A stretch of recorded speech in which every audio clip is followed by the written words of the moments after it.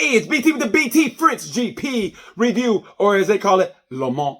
Let's get right to it. Right before the GP, what a bombshell. Suzuki said, we ain't doing this shit no more. You know what that's like? They just got through with the test in Jerez, and all of a sudden, before the day was even over, they go, yeah, you know what? We're pulling out of GP. You know what that's like? It's like the family coming back from a vacation, and then your dad going, you know what? I don't want to do this shit no more. Like, what? We just get back from Six Flags. Yeah, I don't want to do this shit no more. We just got a pool, Dad.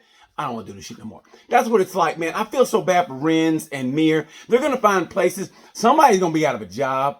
And I don't know who it's going to be, but somebody's going to be out of a job. Anyway, let's get right to the review part of Moto 3. Moto 3, I'm going to get rider of the race goes to Sasaki. Sasaki had a great ride. I think he started, 11th and finished second. Sasaki is going to get his win. But let me tell you something. Jamie Masia is on a good pace right now. People asking what's wrong with Faggi.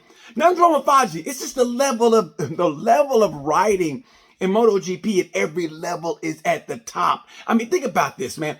You have Ivan Guevara, Sergio Garcia, who's leading the championship. You got the Moreira, by the way. Heartbreak goes to Diego Moreira from Brazil.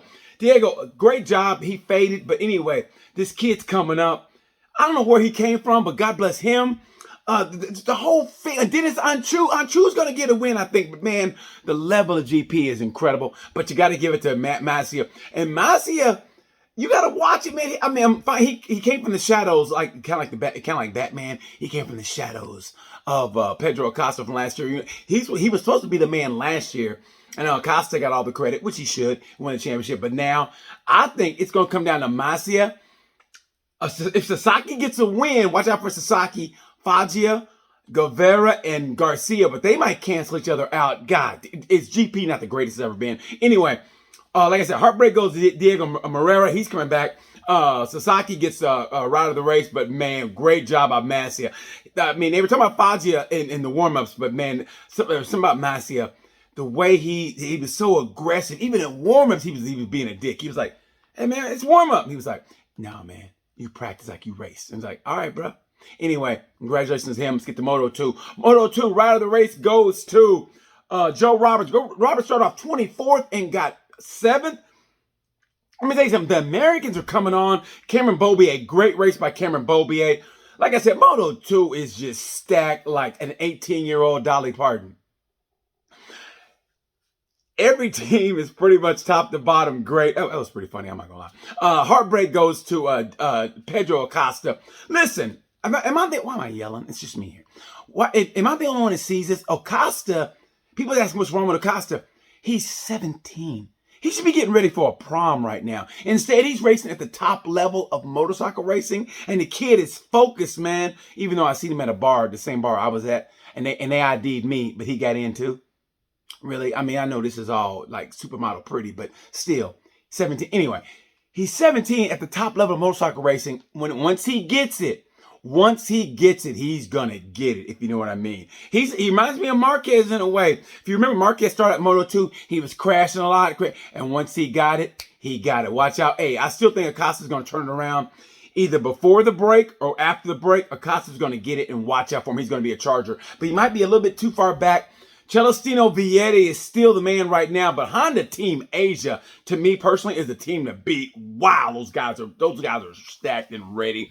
Samtrack, I can't get his, I don't want to screw his name up. Anyway, you know what I'm talking about. He beat out Cameron Beaubier. Those two guys, Agura, between him and Agura, whoever's on between those two, damn, they can manage a late race like nobody's business. Anyway, heartbreak goes to Pedro Acosta. Rider of the race goes to Joe Roberts. Congratulations to Augusta Fernandez finally putting it together. If Augusta puts it together, how are you going to have enough seats in MotoGP? And personally, this is not a dig, and I hope he's well. I just think it's time for Sam. I think Sam Lowe's, personally, should go to World Superbike and race in World Superbike. The World Superbike, not Super Sport. I think it's a step down. He should race with his brother in World Superbike. I think it's time for him to go, and not in a bad way. I think it's time Moto 2 is done. I think it's time for him to go. I think World Superbike would be will be like a shot in the arm, a shot of adrenaline, and it's a new stimuli. I love Sam, but I think it's time for him to go. Let somebody from Moto3 come up, like Carlos Tate.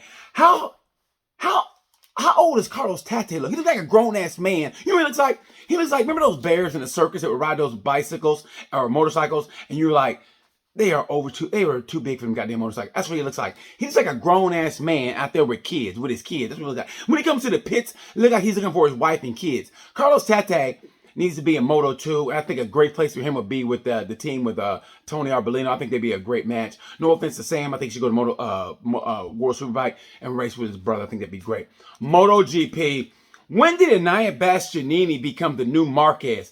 Nobody manages a late race like Anaya Bastianini. He manages a late race like a mother with a family of 4. Like, we can't afford that shit. Put it back. Because our budget said we can't afford that. So put the shit back.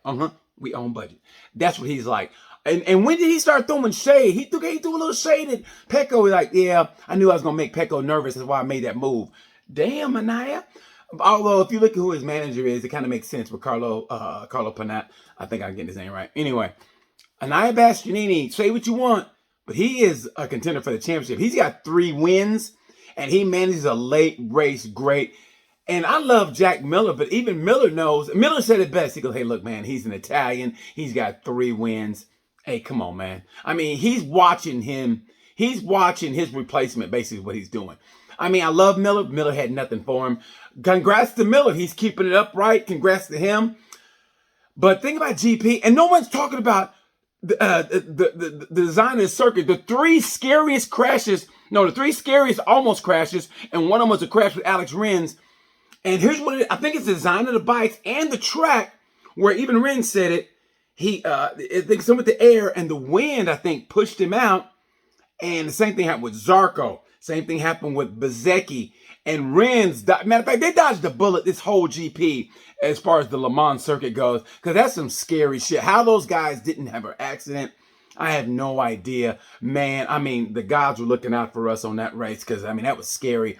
And what happened to Rins, man, that was horrible. I mean, they need to either design the racetrack or redesign the bikes with the aerodynamics, because even Simon Crafar said it's something with the design of the bikes. You know, they're not very much passing. The tire pressure goes up. So something needs to be done, because that was scary. We dodged a bullet there. I mean, the way the wind pushed the bike out. Oh, anyway. I thought the GP was good. You see what just happened there? Anyway, I thought the GP was good. I really did. I thought it was I thought it was better. No offense. I thought it was better than Jerez as far as the actual racing goes. Props to Fabio, man. You can see in his face, he's not happy. He goes, we got to start taking chances. But then again, though, like, he can put pressure on Yamaha, but where's he going to go? Suzuki's gone. I mean, Aprilia could give Maverick the boot. By the way, I didn't say about it. Ride the race in MotoGP goes to Maverick Vinales. Vinales was dead last and finished 10th. I mean, you say what you want about Maverick.